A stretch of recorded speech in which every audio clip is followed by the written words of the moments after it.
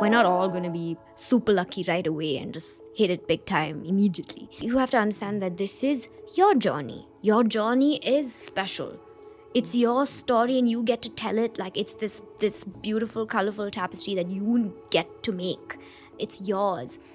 Don't compare it. Respect your journey. Identify that your journey is your own and respect that.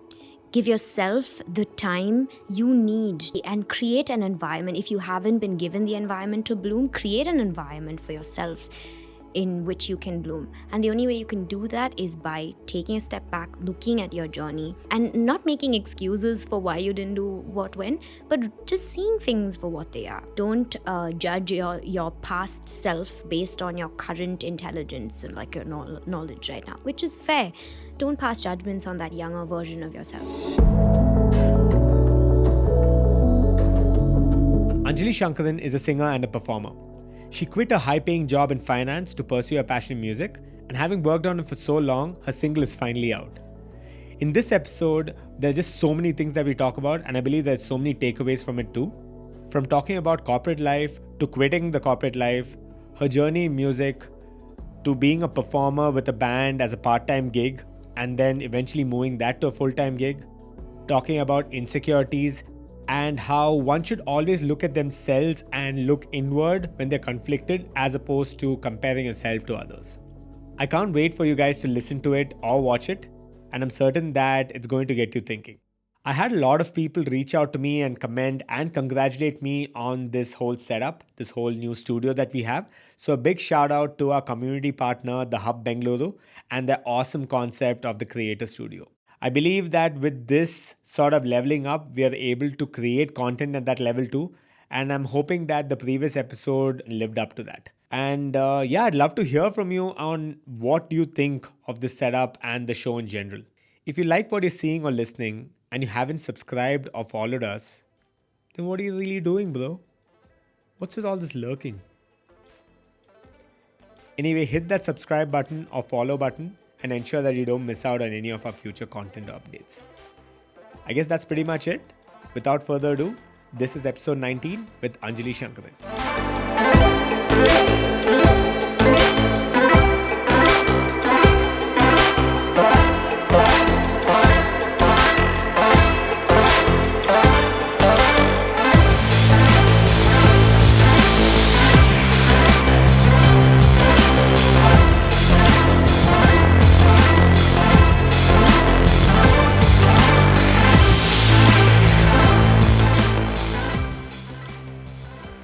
You know, this whole numbers thing, right, is such a... It's such a thing. Oh my God. It's such a thing. And I keep seeing that one post that talks about how people don't understand the difference between 1 million and a billion. Mm-hmm. And like 1 million is 11 days. Yeah. 1 million seconds Yeah. is 11 days. Yeah. But 1 billion is It's like 33 years. years or Yeah. 31 years or something. And I'm just like, Whoa. what? Yeah. So we don't understand. We really don't understand numbers the way we think we do. Right, yeah. Perception. Even with, what we are releasing on our page, right? When I say page, it's all going on my personal handle itself. Right. So we've had these interesting conversations before on the show too, where do you want it to go under the handle of the show or handle of your company or a brand as opposed to it going under your personal handle? Yeah. Right.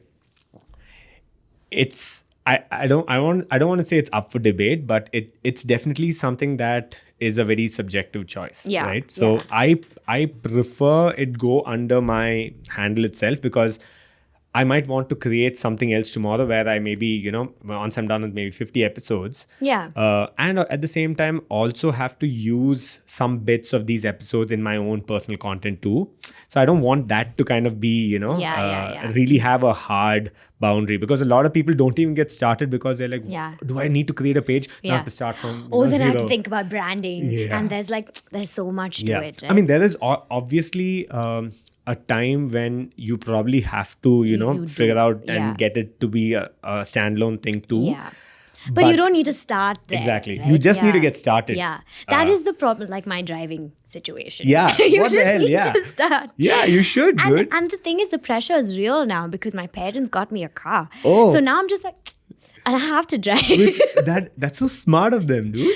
They did that for a reason. You realize that, right? It's just because of this. I mean, now you like, have now that you have to do pressure. it. Yeah, you just have But to. look at me, I'm still trying to get an auto. And then I made so my mom can't drive either, okay? So I made her drop me on the scooter. And it was just like, I was like, I can't believe I'm doing this. And then in between, I started laughing because like my mom was like, should I come? Should I come for the interview?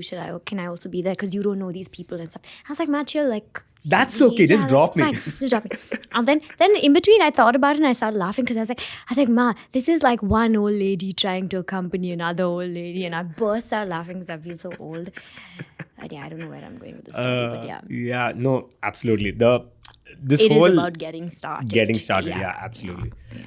It's a big challenge because a lot of people have so many ideas and there's so many things that kind of inhibit or don't get them to start. Yeah. And especially with I think when you have a full-time gig, right, there's all the more reason for you to not do it because why? Yeah. Who's paying you? Why would I do this? Story of my life. Yeah. Yeah, we need to get down to that. But yeah, you're the first singer on the show. Oh, really? I think we've had a radio jockey who's also an actor and who's also a singer Also a too. singer, okay. But Not prime like sing- solely yeah, singing. only singing. You're the first person. So Yeah, and you've caught me when I have the time. Yeah. Because later I might not. oh, okay, it's like that. One of those. Yeah, now. yeah, I might I not. have these driving lessons and Not jiving lessons. yeah, no. But yeah, I was gonna say I'll be at Madison Square. I may not able to. Madison Square, Yeah. Hebal. Yeah. What a guy! How can you like? No, I'm just For my putting it. dreams. Yeah, of course. No, I mean that's the thing, right? Everyone only thinks about, especially when they see successful people, they talk about how and what they're doing right now. Yeah. But they don't talk about how they got The there. story. Yeah. And it's great because a lot of people relate to that, but at the same time don't take away much from that either. Where they're like, oh, do you know what this person did? They did this. They started when they were in their teens. They did this. They went through all these hardships and then now they're there. But are you going to do something around those lines to kind of get started? Probably not, because you're so comfortable. The fact that, society pushes you to do something that's a regular job and, nothing else that's out of your comfort zone and, Yeah. really try things. Because, okay, so now example of the show itself or just generally what I'm doing, right? The way I see it is if I am anyway going to learn something through a course, I would have to pay that person some money, right? Or the company or whatever. But the way I see it is this last year has been me investing not even, just like a quarter of that into my life. In yourself. Yeah. And I can actually see something happening now. Yeah. Which is, I did tell one of our previous guests too, which is if I need to get back into the game, which is to get back into the corporate field or job or whatever, I mean, it's not such a big deal. I think I can do it. It's not it's not a big challenge at all. Yeah. But the question is whether I will thrive there or whether I would want to be there. Yeah. Yeah. That's a whole different question. Yeah. It's a more important question. Yeah, Which yeah. people, I think, don't prioritize the right way. Yeah.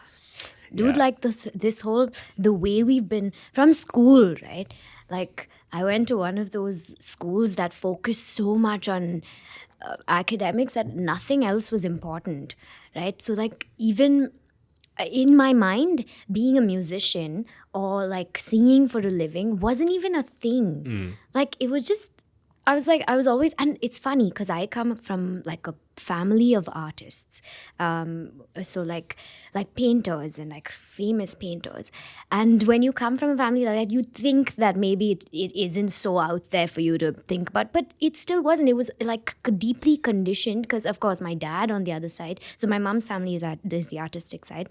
My dad is like, he went to IIT and like that whole thing, right? So, Different process that's altogether. this whole Yeah. different, like, so the other brain, Yeah. right? So it's just like, it wasn't even an option, while growing up. I was just like, yeah, okay, so I study, I get this fabulous job, and then I will get married. Then I'll buy a big house. I'll have many dogs. So that was the natural, that was that was my life. So even at like 23, I was still thinking about that when I landed my job. I was already working for 2 years by then. I thought that this is gonna follow this. Yeah. And then you find like a few years later, it's just hollow. Like suddenly I was like, oh my God, where is this going? Yeah. Yeah. It's that feeling that everything that you thought life was supposed to be about actually isn't really that at all. And then this whole, like, I don't know, the whole,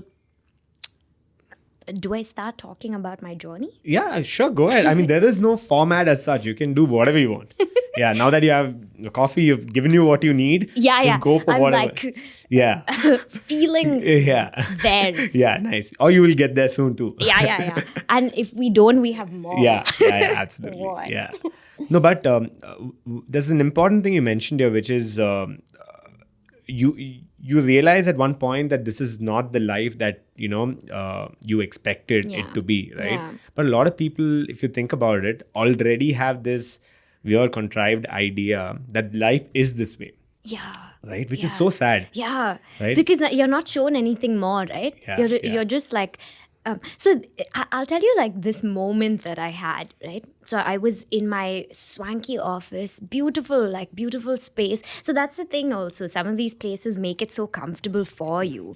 And like every time you want to leave, they'll give you like this fancy raise or like a nice bonus or like cookies. And I was just like, I was very happy. I was like, oh, chocolate chip? Yeah. Okay. So almost like Friday that. lunch? Yeah. Yeah. Okay, great. So it's hard. It's hard to see beyond all of that. But that moment for me came when I looked around and I saw a lot of these like seniors, right? People that had been in the firm for a long time. And I saw their lives, sort of, right? Fancy lives, making lots of money, living the dream, quote unquote. And I was like, is that the life that I want?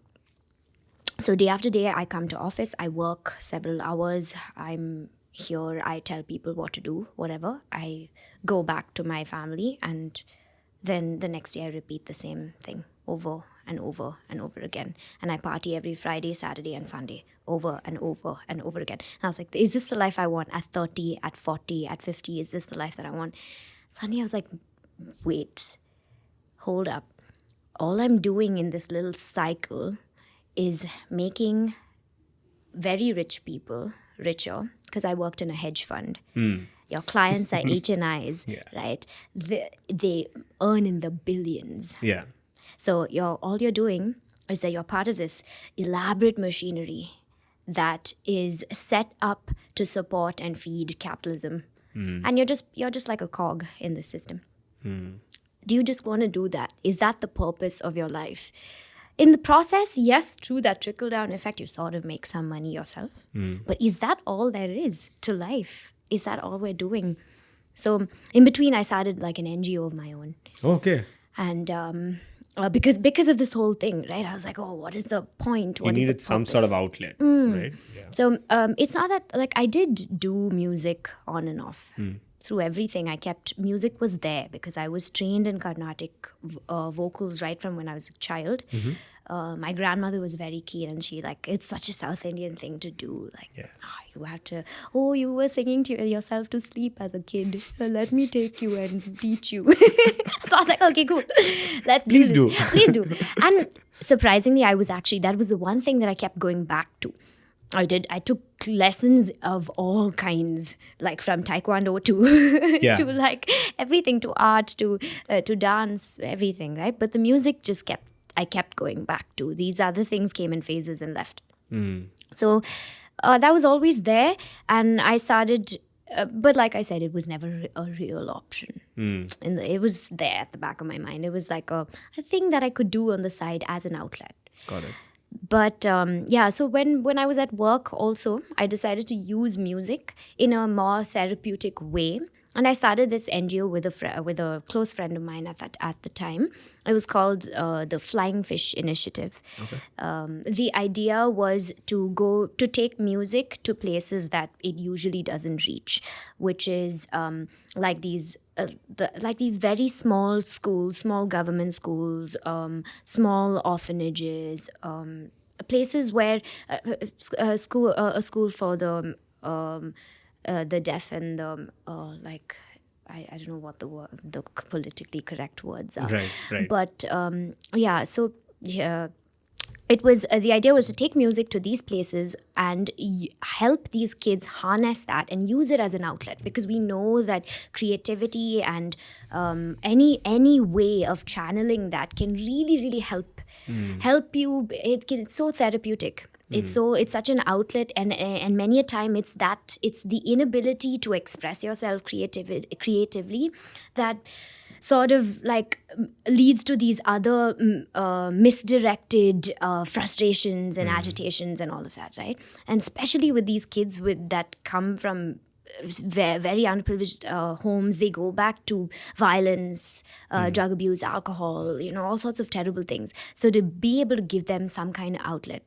And the response was overwhelming. So I myself taught a bunch of kids. Like I worked with the Teach for India Foundation as part of theirs, like through my NGO. Okay. We collaborated with them, and I took over the music part of this little program they had called Maya, where they took little kids that that had interests in various other things, and they would just give them the space to develop in that area. So whether it was music or dance or art or whatever. So my NGO for that small 6-month period took over the music section of this in that for that particular wing.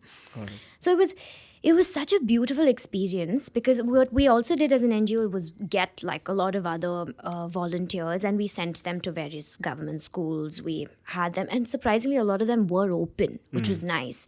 And these are, I'm talking like schools in the smallest of slums, right? Where these kids really absolutely have no exposure at all. So this suddenly became something that they looked forward to. And they were they're adorable, they're so open to it.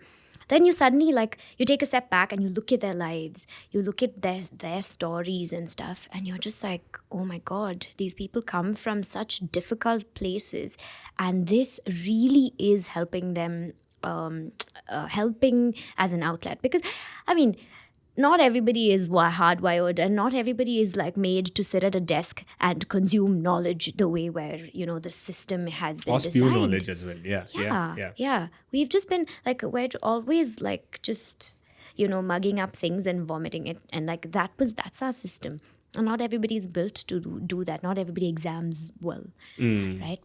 So this became something that they could use. And I think all the volunteers and me, we enjoyed the process, because firstly, it gave us this twice a week. It gave us this space to help, space to go beyond and do a little bit more. So this is how many months into your work? This was actually, let's say, a year or something into my job. Okay. Is when I started this with this friend of mine. We got we got quite a few volunteers, and quite a few schools also that were open. And how long did you run this for? About a year. Okay. Then we had like differences, my partner and I, at that point, and it just didn't. Yeah. And it was so much to manage with this finance job, right? Yeah. So what I would do is I would work from like, I'd go in a little bit earlier, maybe sometimes like at 10:30 instead of, we had very flexible timings, and my job was fabulous that way. So I'd go in a little later. I'd go in slightly earlier than my usual, and then I would step out for 3 hours in between, like let's say, I think it was like 4 to 7 or whatever. Then I'd come back and I'd work till like 10 or 11 or whatever. Right. So on those days, so I'd teach in between, travel, make this little trip and come back, and they were very kind. They allowed me to do that because it wasn't like no conflict of interest. Right. So yeah, so that was a great, that was one thing. So that's how that also started, from this whole idea that I wanted to do something that was beyond, and I wanted to do it I used the only way how. This was the only way how I knew to give back, right, through music. Right. So I used that with the help of these people to do that for some time. So that was nice. But again, once that ended, again, I went back to the same thing and I was like, okay, now it's time to rethink this. Like, am I really? And it became less and less satisfying. It's that diminishing marginal utility situation, right? You get first ice cream is great, second is great. Third is fabulous. Like 10, after some time, you're like, by 11, you're like, What? Yeah. And then the first one again, the second time around becomes, you don't enjoy it as much, right? at all. So that's what was happening. No matter how many like carrots they were dangling in front of me, I was like, oh, I can't do this. It's just not. It's not helping my cause at all. Yeah. I mean, if you notice, they try their best to, work on this whole work-life balance and nice work culture, and all of these are important. There's no denying that. But I think if there's more mindful thought that goes into that bit, right? I think you can really help the employee or help an individual, and in turn that somehow benefits the company too.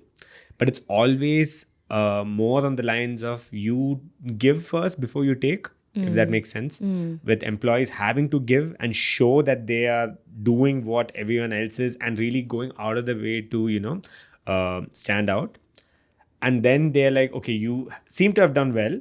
Now here's a small token, but that's pretty much it. Don't expect anything more. Yeah. Because I've had very tough conversations with my leaders too. So I was again in a corporate job and working for one of the biggest professional services in the world. It's all great, and I've seen the company change very drastically in India, which is very different from the company that it is outside. I know for the fact because I'm liaising and interacting with all these other people, right? And because I had a first-hand idea of how the company was when I entered, and when I left, it was a very different scene. I remember having very tough conversations with my leaders about all these things. People who have been there through this whole thing. And I'm just trying to tell them, hey, see, this is not how you used to, let's say, thank or help, if you want to put it that way, your employees, right? There's a way to go about building and honing that team spirit. Yeah. But that was so lost because the bigger thing was about productivity, generating. Yeah, exactly. Exactly. It's that just numbers. Yeah. That's pretty much it. Yeah. You just need to hit that number, irrelevant of what it is. Yeah. There's no absolutely everything's objective when it comes to that. Yeah. But when it comes to your things that the employee expects, a pay, raise, benefits, all of that, that's very subjective all of a sudden, which is so funny. Which is so funny, right? Yeah. And that's the thing, right? And the fact of the matter is, the moment they set that precedent and everyone else is also doing the same thing, like I told you earlier, it's so difficult to do that because your neighbor's doing the same thing. Yeah. And then the other person's so satisfied. And then you kind of rethink, wait a sec. So is there something wrong with, yeah, he or she's fine. So is there something wrong with me? So maybe I'm this crazy one. I'm the problem. Yeah, exactly. Why don't you, just become the cog? Because, you can see all of these other people doing it. Yeah. And I've had anyway, your whole life you were trying to fit in, right? Exactly. So why not just go along? Exactly. And the more you get accustomed to being part of this group and team and company and all of that, you get more comfortable. And then, there's so many other things. I mean, there's so many, like benefits, like the fact that the first day of the month you get paid and you're like, that message comes in and you're just like. And that feeling, right? Like sometimes I do miss that. Yeah, the luxury, the comfort of that. Yeah. Oh my God. Yeah. Now it's become, in my situation, it's like I have like back and forth. The back and forth I had earlier with teams and things within is basically now with my clients and people I'm working with to get paid. And then when it finally comes through, it's a different feeling altogether. But it's great. There's no denying that. But I mean, there are challenges everywhere. There's no, you have to, like, for instance, a guest yesterday too spoke about how hard work is just never going to change. You just need to always, put in the work. Yeah. Right. And she said hard work and opportunities, when they come together, is when you succeed. Right. But you just need to keep making those opportunities and just Yeah. put your, work into it. And that's basically how you get there. Yeah. But then, if you're putting in the work in the wrong places, and wrong is very subjective too, right? That's what. How do you don't, like, you can only sometimes I feel like you only know it's wrong retroactively. Yeah. Like retrospectively. Yeah. Right. How do you? Yeah, and there are a lot of these guys who look for plug-in solutions, like a plug-in, understand someone else's thing and say, that person did it, let me do the same thing. But you don't realize where he or she's coming from. And then you're like, you can take some attributes from that and say, okay, this is how I want my life to be. Yeah. And that's great. And if you're exactly that person, then go for it, Yeah. But at the same time, I know we're dissing or we're talking about all of this, but there are a lot of people who want this too, which is great. Right. But I know for the fact that that is not a majority. There are people who want a corporate job, who want something, who like that sort of stability, who like, being part of that environment and growing there, which is great. I know a lot of those people. But I've seen more of people who are neither here nor there, who are always inclined to the former, which is to do what these other employees do, which is just get, be part of the system. Yeah. Then you only see like a bunch of misfits, if you want to call it that. I can call myself a misfit, and if you feel that way too, great. But yeah, I feel it's at the end of the day, you have to look back at it and say, oh man, that, like you said, retrospect. Respect, yeah. Damn, yeah. It's crazy. I said retroactive. Yeah. That's when you make changes like retroactively to like your accounts. Yeah, it's a very technical thing. Yeah. So what's your background? And I mean, did you study finance, and did you? So I actually I was like born confused, I think. So at 10th, right, you through merit or whatever you get in my school, if you usually I think it's like that everywhere, right? You get first preference is computer science, obviously. Yeah. First preference. Yeah. Why? Who made it the most? Anyway, so that. Then second Science is bio. is there. Don't forget about that. There's a science thing too, and then within that there's like computer science. Yeah, there's a hierarchy there also. Yeah. Okay, so computers, then bio, and then if you were like the runt of the lot, then commerce. Okay. And let's not even talk about arts. art, what arts? My school had no arts. Okay. And then I think, our year they introduced this history option, I think. Yeah. Yeah, anyway.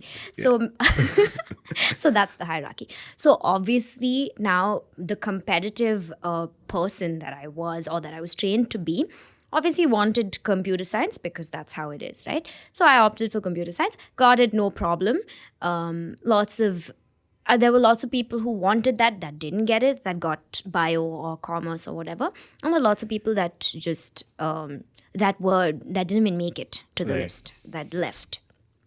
And then, so new kids came and stuff. So yeah, but at that juncture only, I started questioning things because I was like, okay, this. So I started with the whole IIT coaching and all of that. Of so course. Yeah, I mean, where else do you start? Yeah. So I sacrificed right after my 10th board. We never had a summer holiday or like anything, because immediately after that, we started with IIT coaching. So we were studying every day. Once school started, it was school till 3 or whatever, till 2:45, and then from 4 to 8 every day was the IIT coaching. And I was just like, what is this life? And there's like my buddies in commerce, many of them that actually chose commerce also because they were smart, they didn't like they were like, I don't care about what other people think. So I saw them chilling and I was like, what is this? Why do I have to do this? Also at that point it was more like I wasn't studying because I was interested. I was studying because I was told that this is the way. Yeah. But now, like when I look back, I did love science. I love science. It is so interesting. I continued to read. I continue to this day read about random things. I read like random papers and random areas, right? But at that point, I decided to make a switch. Halfway through the year almost, when we'd finished a lot of the science, like 11th and 12th portions in our IIT thing. Yeah. And the school also had picked up and stuff, but like about 3 months or something into 11th grade, I decided that I was going to switch to commerce. I don't know why I made that switch. Sometimes I look back and I was like, That's a smart decision though. No, but I actually, the motivation though was that I wanted to chill. Oh, okay. I mean, makes sense then, right? Yeah. Yeah, why not? No, but at that time I really convinced myself that Right. I didn't like it, that I thought that I was like, I've already almost finished both, because with the coaching thing, they were cramming stuff in, right? So you'd studied a lot of what you were going to study through 11th and 12th anyway. So I was like, I convinced myself that I've learned whatever I need to, and I know it all. I mean, enough. And yeah. I know enough. I'm done. And so my idea before that was that I wanted to do mech, and then I wanted to do automobile design. So like till like from like the 6th grade to the 10th grade, that was my idea. So I had a very solid and I always thought that if you want to do automobile design, it is good to have like a nice background in, you need to know what makes the vehicle. The nuances and the... Not just like learn it from a very... of course, when they teach you automobile design, they teach you whatever. But if you don't have that engineering background, or let me put it differently, if you have that engineering background, it can definitely help you, right? So that was the whole thought process. But then when I reached the 11th grade, everything went out the window. I went to like one of these, I went to a counselor. I did the whole thing.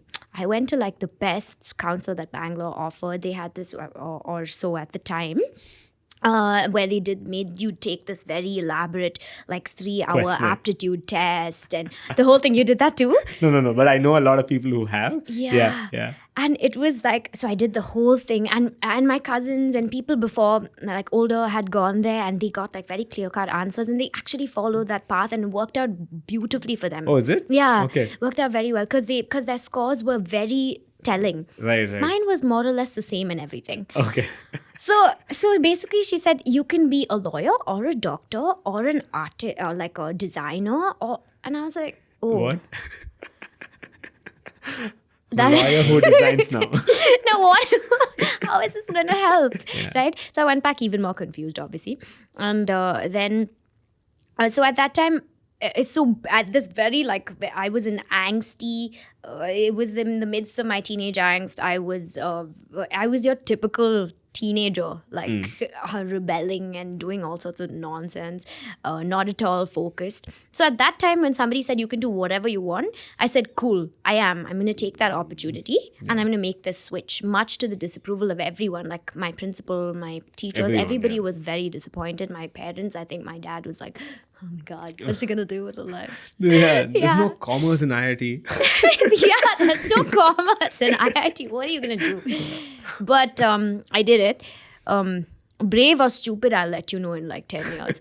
But No, but I think it is, right? Because if I had the choice now to go back and do it, I'd definitely flip the switch and go down the commerce path. You did science. And you did engineering. and computer science. Yeah. And all of that. Yeah, whatever. You man. fool. Yeah, what the hell, dude. I didn't do the IIT coaching bit though. Yeah. I did sign up for pretty much all the entrance exams on earth. And oh yeah, dude, whatever I was applicable for, I just sat and gave that exam, and I was just like, okay. Yeah, but yeah, that's a different podcast altogether, a different sad story. But Yeah. yeah. Sorry about that. Yeah. But yeah, anyway, I made that switch. Then I studied eco, and Okay. and I did an honors degree in economics. So I started off with psychology, sociology, economics, and then in our third year, How we was could that? do it. It was actually great. So once I started doing commerce, I developed this interest in economics. It was almost like an instantaneous thing. It's interesting. Right. It's based on sound logic. Of course, there's always this one assumption that human beings are rational. To all the all Yeah, the economic everything. Yeah, theories, yeah. which is obviously not the case. But yeah, I found logic in it, and I found it very interesting. So I enjoyed my course. And college was a lot of fun because that's when I actually started doing a lot of music. a lot of music. I started doing, I was part of the acoustic or like the a cappella team. I was part of the choir. Which calls Christ. Okay. Yeah. Nice. My parents said, oh, you're doing arts. You don't have to go anywhere. You sit here only. I was like, can I go to Stephens? Can I go somewhere else? Like other people have gotten in. So, I mean, I'd be able to. No, wear formals and go to Christ. Wear your formals, go to Christ. But Christ, I wore whatever I wanted. Oh, yeah? Yeah, like I wore tights and like a long shirt. Yeah. Many days that was my attire. Right. And because I think they were slightly better with the, like slightly kinder with the arts kids. Because we were just like lost causes. They didn't care about us for at least my first 2 years. Okay. Then when I went to a third year, they kind of suddenly like got really thing. And we were all walking around in straight jackets. But really like it was a great experience, but because that's when that my musical like interest in Western music really grew, because up until that point it was mostly classical and Carnatic. And it's also because you met a lot of people who were like-minded. A lot of it's suddenly like my school was so small, right? And then you went to went to like uni and there's 12,000 people. Yeah. It's like, whoa, this is a whole world. Yeah. And there's so many people that you can learn from, and everybody is overwhelmingly talented. So my first experience of that talent was when I went and I was we had to audition for the choir and then you were chosen. So like amongst 170 other people. I was in this choir of fabulous singers. And when a choir sings, right, your part of your one voice just gets lost. Yeah. It is the most overwhelming feeling because you suddenly feel like you are completely and utterly insignificant. So it is the most, up until that point, I was like, oh, I have a fabulous voice. Yeah. And then I went and sang there and part of this choir and I was like, where is my voice? I'm like a little pipsqueak. You can't even hear me. But then you learn to hold your own even in that space. Yeah. And that's so powerful. What you take back from that is amazing. And also when you do music with so many people, there's another energy. And you feel, have you ever been to like a chapel and heard a choir? Yeah. That, that feeling? Yeah. Like you can feel it in your bones. And sometimes when you're part of the choir, and there's so many moments where I've like teared up on stage, it's uncontrollable. It is an energy of its own.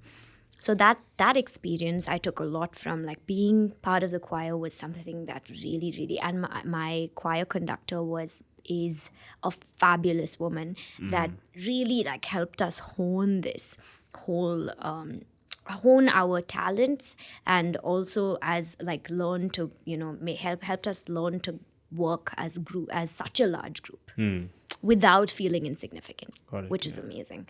So that was the beginning of this musical journey. I think although it started with Carnatic music, this was the actual like college choir, the a cappella groups. That's when I really started thinking. But all those times we were performing as groups. You're not a solo artist. Now being a solo is another level. Yeah. Like so every time I had to take part in like solos, I would like palms are sweaty, knees weak, arms are heavy, everything, the whole thing. like literally, I've had like a fever and all on that day. Yeah. Woo. No, people do it. I mean, see, a lot of people ignore the fact with stress and anxiety and things that you feel. Because it's just a feeling, just like put it away. Yeah, just like shelve it and get to it. Yeah, exactly. Yeah, exactly that. And, but you see people aging differently. You see people becoming very different person itself through the course of, having put through all that. Yeah. But yeah, it's crazy. And what you mentioned with you being exposed to all of these different people who are very talented in various things, right? I think that one credit that we should give Indian parents is the fact that they push kids to do stuff or try stuff. Yeah. Albeit it could be things that they were passionate about or they probably wanted to do or something on those lines. Vicariously live through the achievements. Yeah, exactly. Just do it. And then we'll, exactly. Take my surname and my first name as well. Make it big. Yeah, make it big. No, but I think that is so important, is so key, because it opens your mind up to so many other things, right? Yeah, yeah. And most successful people have something that they're doing full time, which is now could be their passion, but earlier might have been something else that fueled them Yeah. while they did something else too. Yeah, yeah. Right? So you always need something to keep you going, to kind of fuel everything else you're doing too. You need an outlet, you need something to, do. And the only way you can do that is by, trying all these things. Yeah, yeah. Otherwise, How do there's you no- even know, right? Exactly. what you're- And especially when you're a kid, you just want to relax, chill, do nothing, and only these fancy things like, okay, becoming a sports person, or, becoming these, things that the are very, cool. glorified. Yeah. But then things. when you... Did you want to be an actor as a child? No, why? Did you want to be a sports star as a child? Obviously, duh. So Like a I did. footballer. Yeah. Big time. So it's funny, and you won't believe this. So I spoke about this in the first episode that I had as a guest. I learned Carnatic music for 11 years. You won't freaking believe that. I gave both the exams. Bro. Yeah. Which is, That's more than me. I haven't done that second exam. Dude, which is just crazy. And I aced it, in the sense, I think I got a 89 or A sick. Me also, the first exam. And the second one, I was like, do I have to do it? Isn't once one more exam? Yeah, I didn't know it. I'm like, I thought we were done with the exam. What exam are you talking about? Yeah. And then I had to give it as well. And oh man, so I did all that because I was put through that, right? But at the Yeah. same time, I also did a bit of karate. So I'm a black belt in karate, Oh, which is crazy. what? But it was when I was A kid, yeah. yeah, literally when I was a kid, Yeah. I had a black belt, which is so weird. Yeah. And no one Like, do you believed- really have the... No, I don't. But having said all that, right? So I think when I was 13 or so is when I got my black belt, which is too young to get which is funny, okay? Because there were two other girls with me who were just 10, They also. 10, and they got their black belts with me. So Like whenever... Dan won. Yeah, this is crazy. Exactly. That's Dan won, yeah. insane. And but there's nothing I remember from the technical aspects of karate today, obviously, Right. because it's long gone. Yeah. But You don't remember the katas and stuff? I do remember some of the words, Yeah. but I Not don't the entire remember sequence, nothing. nothing. Yeah, there's no way. But I think if your teacher's good, and like you had a very nice choir teacher, I think they look at making you grow and hone stuff and letting you know where or why we're doing this or where it's Yeah. coming from, Yeah. right? So I was taught that karate is not even about self defense. It's more about just controlling your urges, controlling yourself, Yeah. discipline. Exactly. Yeah. And that I feel has stuck with me even till today, Yeah, which is so yeah. funny. It's about, I don't know, 20 years ago maybe. I don't know. Such a long time Don't ago, reveal right? your age. No, I don't care. Yeah, but I probably would have done it twice, and maybe I don't even know my age, so I have to think and do that. So I might have put out wrong ages too. So yeah, that's possible as well. But it's crazy, right? So something that's so small, I feel, has helped me even today when I'm doing, when I'm working in a team, or when I'm doing running my own business, or when I'm having a process around whatever I'm doing here. Yeah. That discipline goes along. Like, I was required to wake up on a Saturday morning at 5:30 or 6 because I have to go to class at 6:30. Yeah.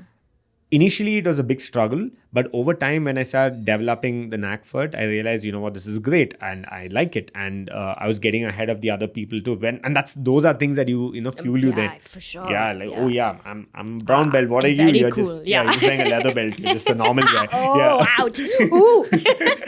Yeah, leather's not so great now, but yeah, which is so all these things I feel comes back to that. You just got the leather joke. No, I just like replayed it in my head. I might laugh again 5 minutes later. Sure.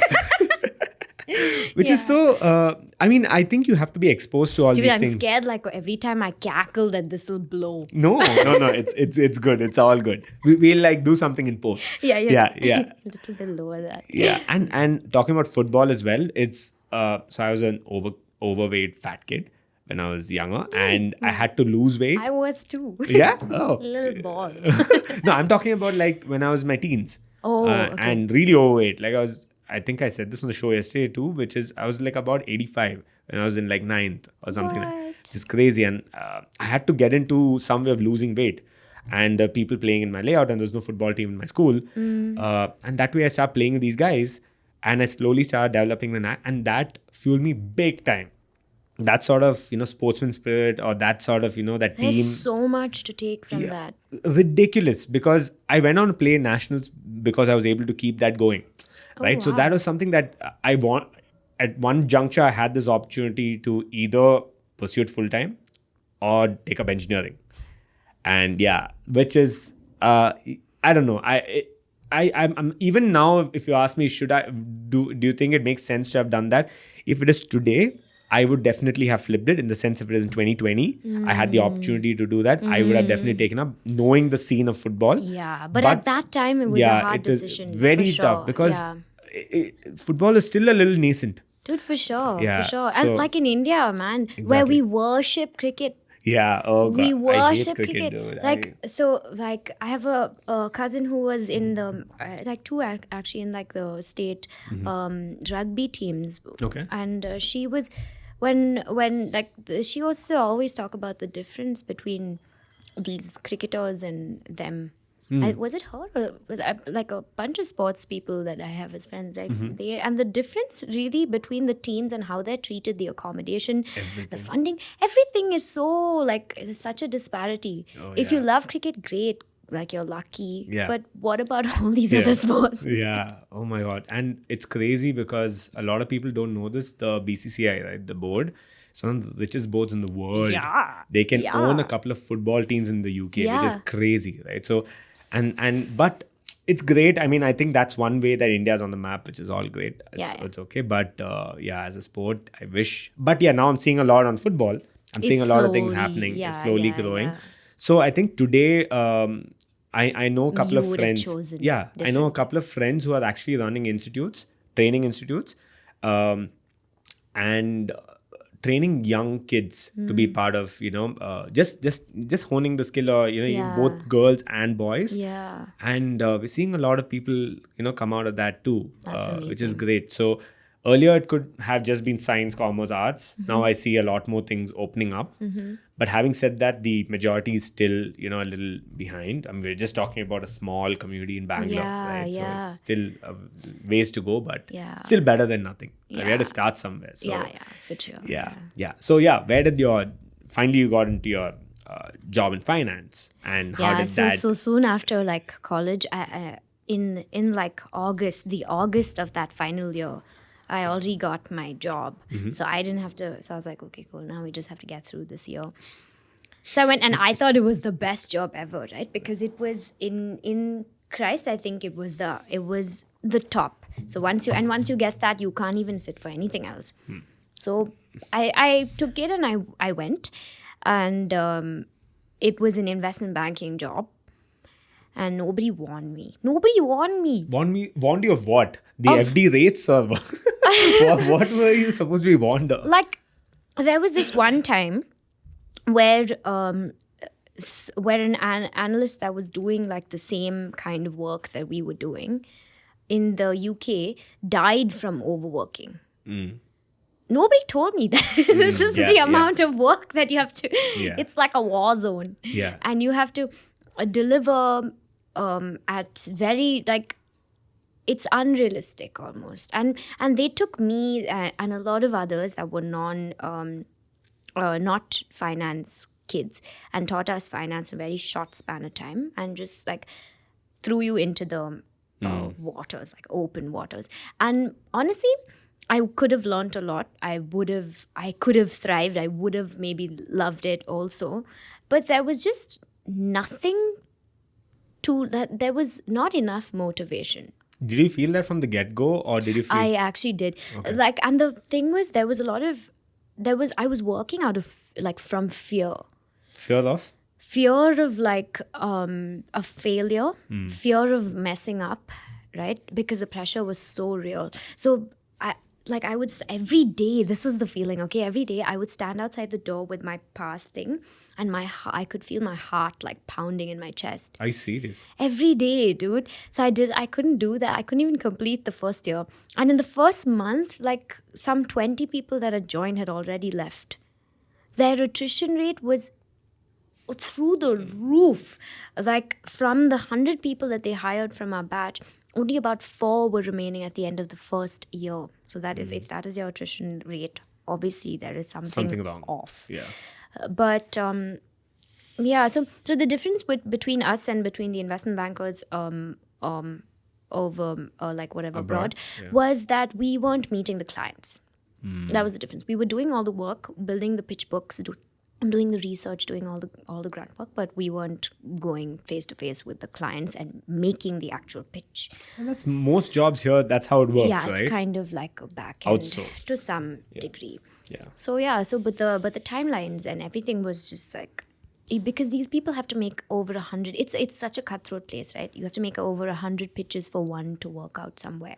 So you're making pitches all the time. The bankers there are going literally from door to door, almost making pitches, right? So it is cutthroat. It is, and if you want to survive in an environment like that, you have to grow a thick, like very very thick coat and just go through it. just like a thing. And I didn't, at that time, I just didn't have that motivation to do that. So I quit that job and with no plan. And I came back home. This is how long into it? This was like literally 8 months into it. Oh, I quit. that early? Yeah, I quit. I didn't even finish 1 year because we were all coming back home crying every day. Is it just because of the overworking factor? It was because of the stress factor. Pressure, and stress, like, and all yeah, that. the teams worked differently. So there were some teams that gave their like those kids a little more support. And I didn't feel that in my own team because like there's like different mentors work differently, and I just wasn't thriving in that situation at all. Like if someone tells me, oh, you can't do it, you can't do it, you can't do it, I'm not one of those people that'll be like, I'll show you that I can. Yeah. I'm just like, oh, okay, fine. Yeah. Which is like, is that a defeatist attitude? No, not I don't really. know. It's just one way to look at it. Yeah. But It's like there in my mind, it's like, I don't want to do this just to prove to you that I can. If I do this, I want it to be because I want to do it, not because someone else is telling me that I can't, and then I want to like show them otherwise. I have nothing to prove to you. That was always my point of view. Which really did not work to my advantage. So in this situation, so like, so I quit and I came back here with no plan whatsoever. when you say came back, you weren't here in Bangalore. Yeah, I was in Hyderabad at that time. Do you think that's also a reason in the sense you didn't have your family there? No, I wasn't even homesick for a day. Okay. Like I have no such issues. It was just that this environment was not something that was. So my friend and I, both of us, put down our papers on the same day. We both got hired. We were like 4 people got hired from Christ to this job. So both of us put down our papers on the same day, and we were like, we're done. We're coming back. And we were just, everybody's made differently, and we weren't made for this job. Maybe another investment bank, not this one. Yeah. But so we just came back, and we were so like very disappointed in ourselves, obviously, because you feel like such a failure because you couldn't step up to these challenges. People were throwing challenges at you, and you couldn't swim when you needed to swim. That was the feeling. Yeah, so I came back to Bangalore with absolutely no plans. I don't know how I keep doing this. So I did that. I came here and I was like, okay, I'll figure it out. And at that time, I was obviously like fresh out of college, kind of young. My whole life was ahead of me. So yeah, then I hung around for some time.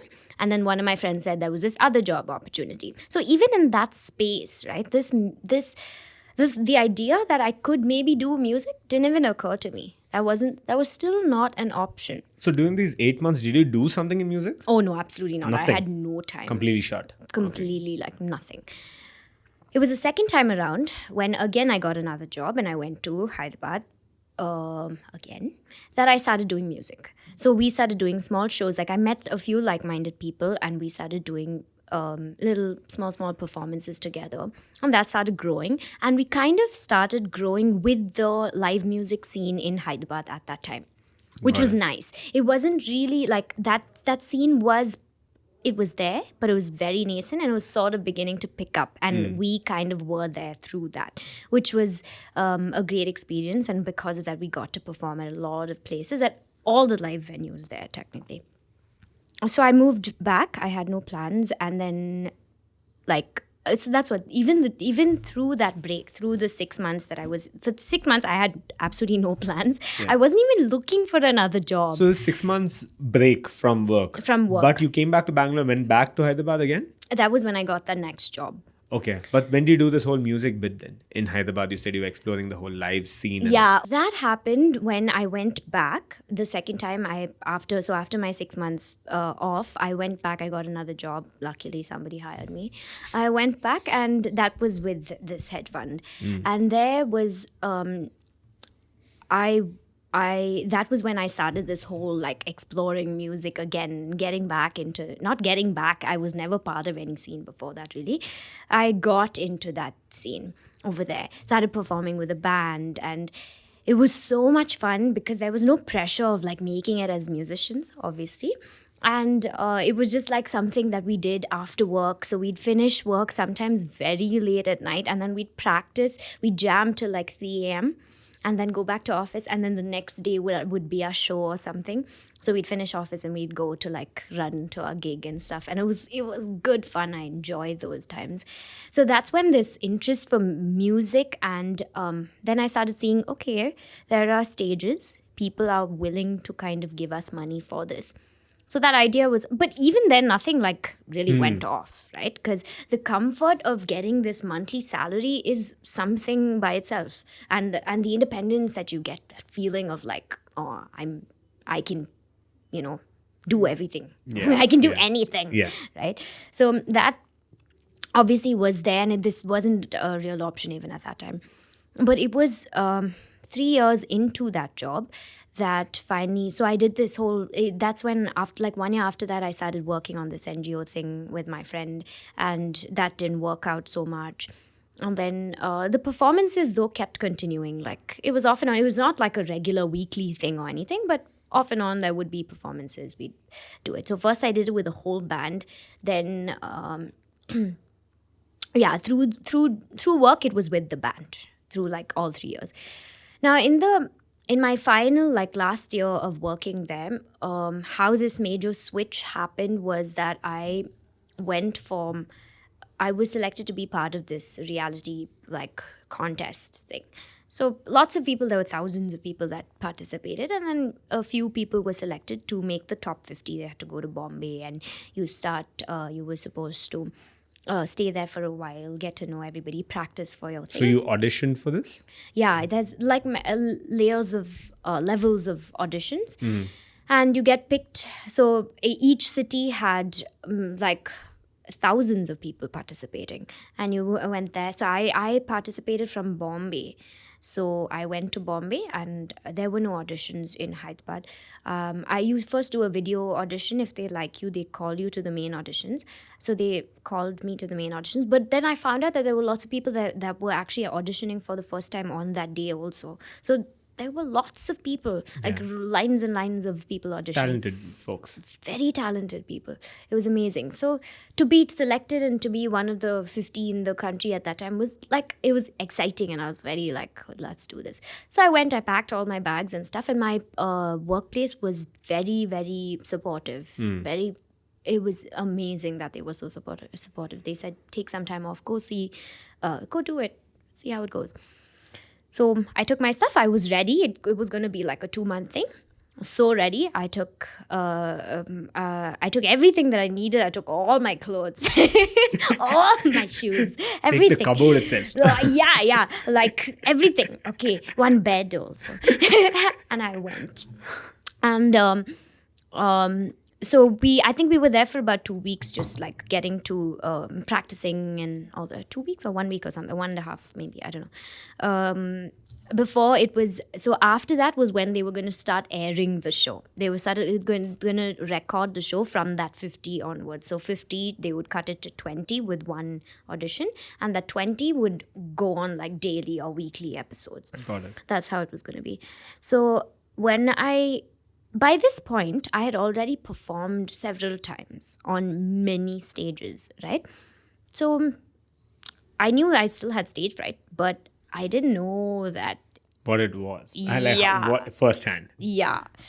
So, and the thing is, on the day of the audition, what happened was everybody went in at the same time, and we were all like contained in this room, and you couldn't You really. can't use contain flippantly now.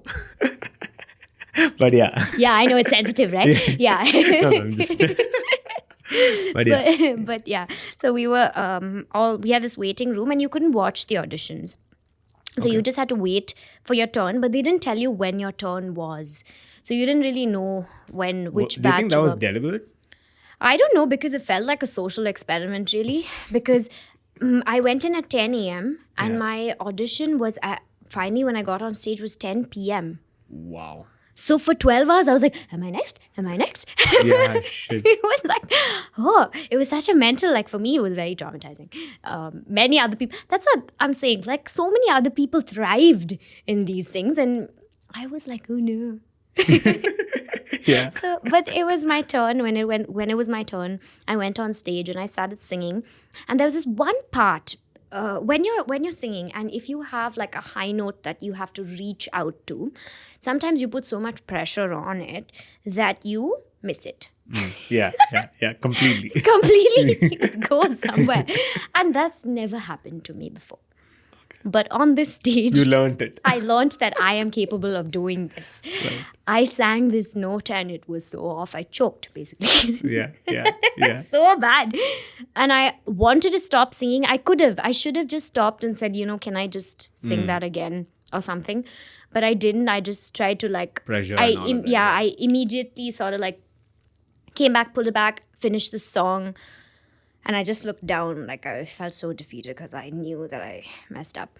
So of course I didn't make it to the next round. And I'd gone with one of my best friends at the time, and he went right after me, and he got chosen.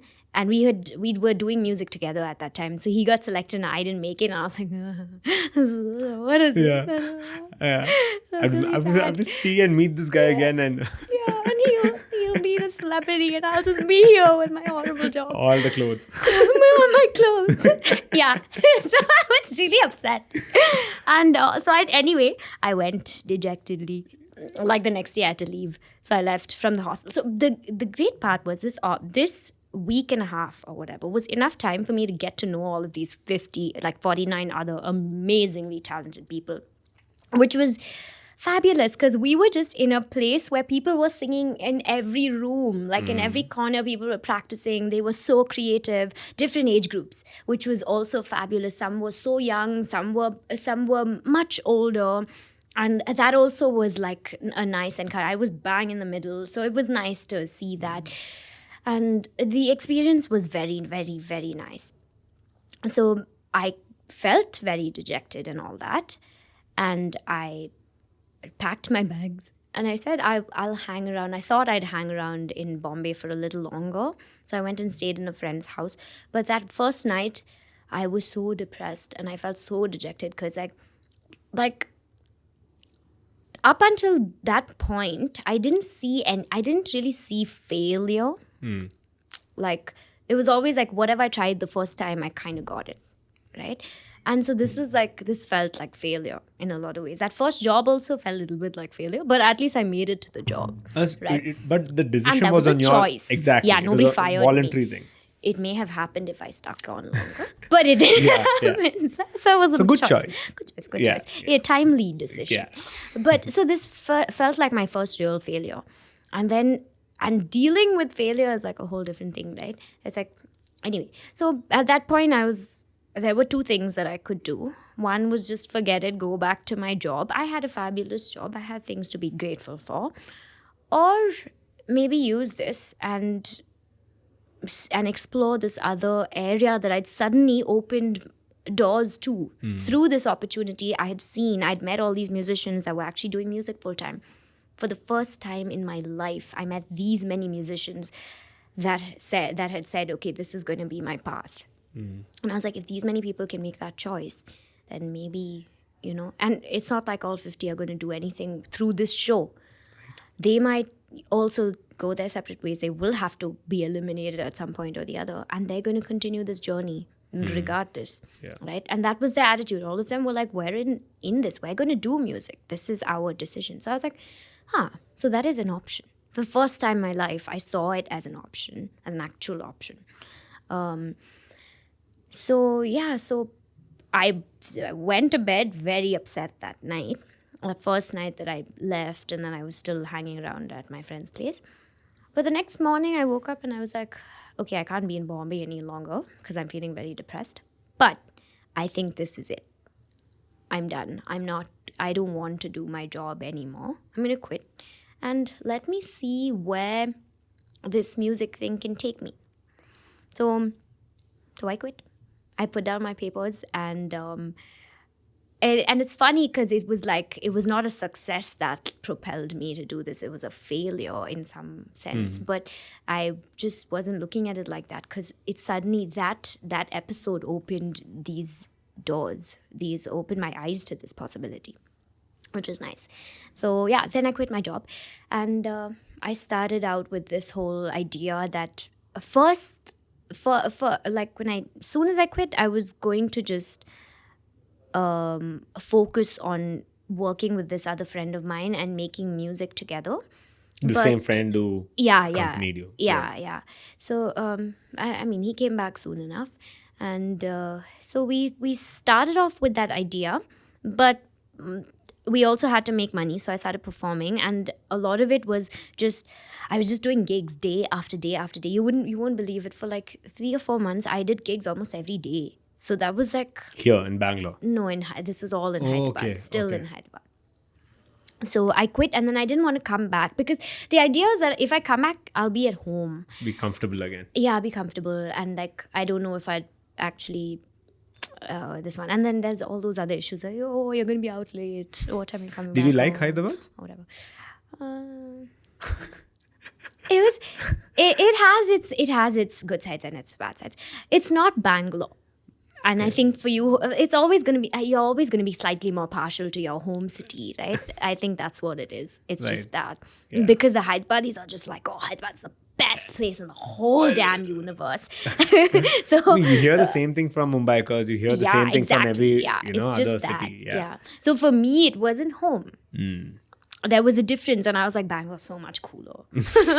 But and the fact that you stuck around, that's why I was asking you whether it made sense. Because I stuck around because I met like-minded people to do things with. And then that place became, a place is always about the people, and I had great friends there. So it became that. So it was comfortable. I had like my own space. I still felt independent. I still had all of that. So I was like, okay, let me hold on to this and try and build something here. And remember, I told you we'd already started performing there.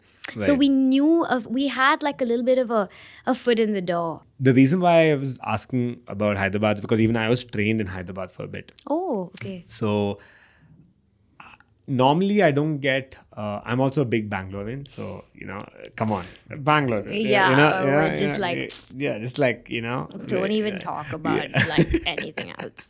So, but I felt Hyderabad was a very interesting city, very different. It is. It's got a culture, right? Extremely different culture. Yeah.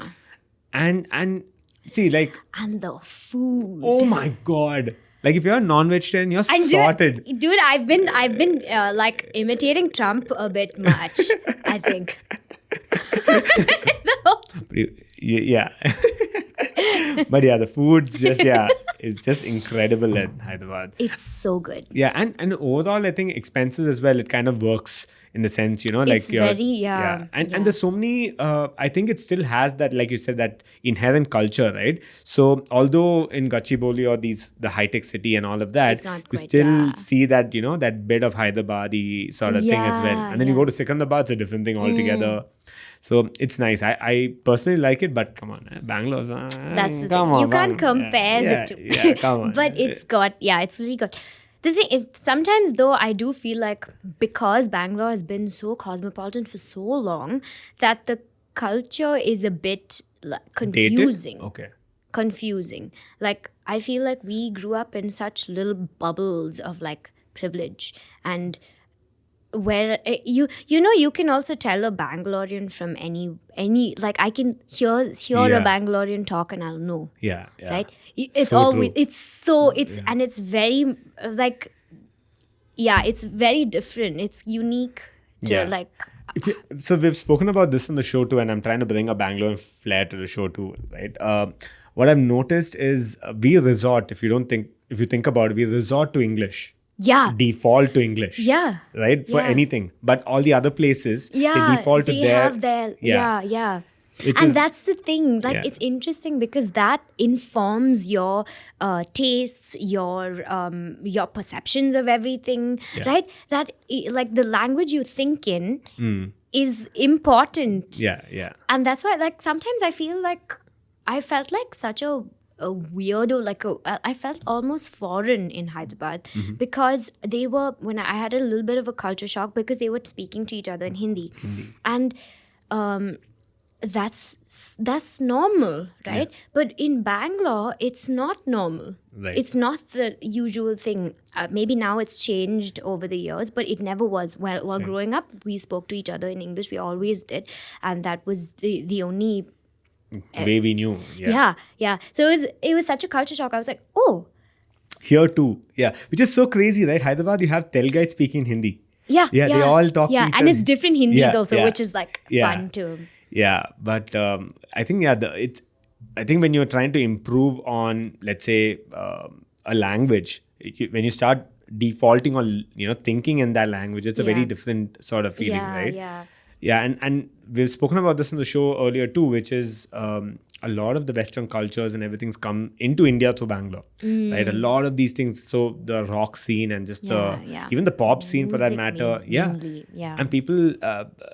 I don't know how it could be just people, like-minded kids get together, and it could be the kind of schooling, Yeah. all of that. And I think it all adds up to that. But Yeah. I think the opportunities are plenty here in the sense, you can really go looking for, what you want, and people are open to that as well, right? Yeah. Little open-minded, which is Yeah. great. But yeah, so you were back here, Yeah. you from your life scene, and you came back to Bangalore, and how did that go? Or rather, let's No, I didn't even come back to Bangalore till last year. Oh, okay. So I was there for like almost 2 years, Wow. trying to work that live scene. Okay. And the thing is, I started with this project with this other friend of mine and a third person. It was a 3-member thing. And we did a few shows. We performed at the Humming Tree twice actually. On our third was when it got shut. Was when the day Like, was it you guys? was it us? Yeah, sometimes I'm like, shit, did we do something? But that was the day the verdict or whatever came out, and then they were like, we can't. Yeah. And we went in for sound check on Okay. that day, and then they said, Wow. no, this is not. So sad. But yeah, so we were kind of working on that. But I think at some point, all 3 of us felt like we needed to try our own thing and go our separate ways for a bit and see how that works. So we did. So that's when I started, like late last year is when I started thinking about doing music by myself, and how I was going to do it, the sensibilities that I would bring into it. And really the question when you're an artist is always this perpetual, like, who are you question, right? That's like this larger than life that's looming always. And the funny part is there's never going to be a concrete answer, and that also is is full of moving parts. It's going to keep changing, it's going to keep evolving, and your art has to evolve with you. But of course, so the first thing was, when I write a song, who am I? And what am I going to talk about? Am I just going to write about my life and tell my story? Or am I going to talk about the things that really bother me in society? Like all these. And so there's so much happening. There's so many things that's wrong with our current systems. They don't work anymore. We still have issues with, like, there's still, like, it's so sad that we live in such a small tiny little bubble, but the rest of this country still deals with things like caste and every day. right? So do I talk about things like that in my music? Do I use my music to inform? Do I use my music to talk about things? And what are the areas? So all of those questions started coming. Then at one point, I just decided that I was just going to write whatever I needed to write and whatever was coming to me naturally first, not with like an agenda. So I just let it flow. And what started flowing was definitely my own life experiences and stories, right? So I decided I would get that out of my system first. If I had to tell my story, even if it was love and heartbreak and all of the generic things, if I wanted to tell it, I would tell it. No, because it's you performing at the end of the day. It's your song. It's my song. It's my story. Right. And it's like, there is nothing wrong with telling your story. So I started out like that, and I wrote. So last year, I wrote my first song. Okay. Like, of course, I'd been writing. I've always been writing. It's there. But like my first song that was going to take shape and become something. Right. So I started working with a very good friend of mine who's a producer.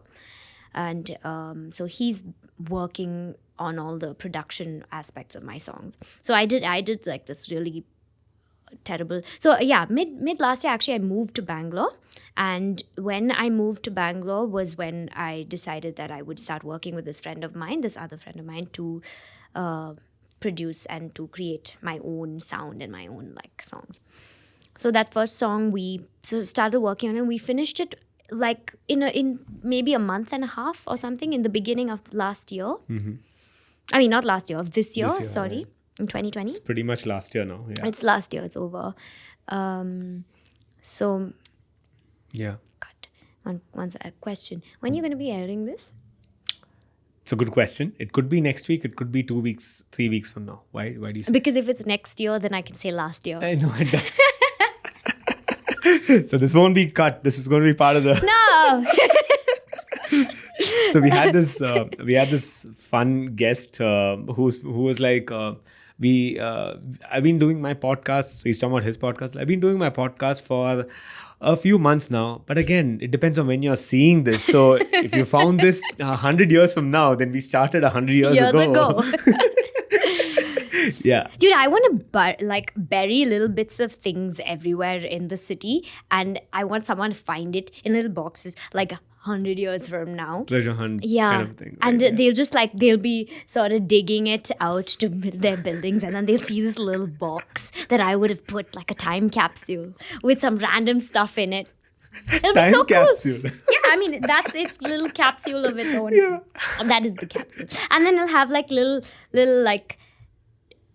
like one tape and like a pen. Like, this is what we used to write before. Add gel roller pen. Yeah. Or like Signo. That was my pen. Oh God, I was such a brat. I only used that one pen, and if I didn't have that pen, I couldn't write. Right. So I was like, I can't write my exam tomorrow. Yeah. Can you no Signo? Signo. The most expensive, ludicrous amounts of money for a refill. Yeah, I know. Like, and sometimes it's stopped. Like they've stopped that that particular product's refill. Yeah. Then they've upgraded, and then you're like, now I have to buy the pen again. Which is like another 300 rupees I'm for like, a what pen. But I did it. Yeah. I did it because I was so bougie. Yeah. So undeserving sometimes. Yeah. Yeah. Anyway, what happened? Yeah, we. So I finished the song in the beginning of 2020. So we finished the whole thing, recorded everything. And then I decided that, I wanted to shoot a video for the song for sure, because I was just like, how people consume stuff. That the attention spans are so small. My song is 3.5 minutes long, the first song. And I'm scared that people won't have the patience to listen to a the song. whole song, yeah. It's just 3.5 minutes long. Yeah. But it's true. That's how small and fleeting attention spans are. So I definitely wanted to put it out with video content. And so this whole year, I basically waited for that to happen. This one video to be made. And there were so many difficulties because we could shoot it. Now, soon after this finished, Actually we finished by March. Okay, we started in Feb. We finished by March the song, and that's when this whole lockdown and everything started immediately after. So we only shot the video actually right in the middle of the pandemic. It was a bit scary in like June or something, and then from then it's just been an editing process. So it's taken quite a long time. But through the course of the year, I just kept writing. I had so many things I want to explore, and I wrote so many songs. Not all of them are going to make it anywhere. Not all of them should be ever heard. But I did, and that was great because I had that opportunity to actually sit with myself and explore all of these various areas. So when's it finally out? Hopefully on the 17th of December. Nice. Yeah, so I did even this, like I was like, you're supposed to give them like at least 3 weeks, but I've given them only like 10 days or something, or like 2 weeks or something. So hopefully To distribute it. Yeah. Okay. The distributor. So it will take it may take longer to reach some platforms, but I think maybe at least I'm hoping maybe Spotify, and then I'll upload it on like YouTube and Right. We spoke about that as well over the phone, right? Yeah. I think it goes back to that. Just get it going and then slowly, get it out there. And yeah, it's okay if it takes its time. Like if it's 1 month, fine, it's okay. right? At least it'll be out on this one, and then I can market it again. Use Exactly. that opportunity And again.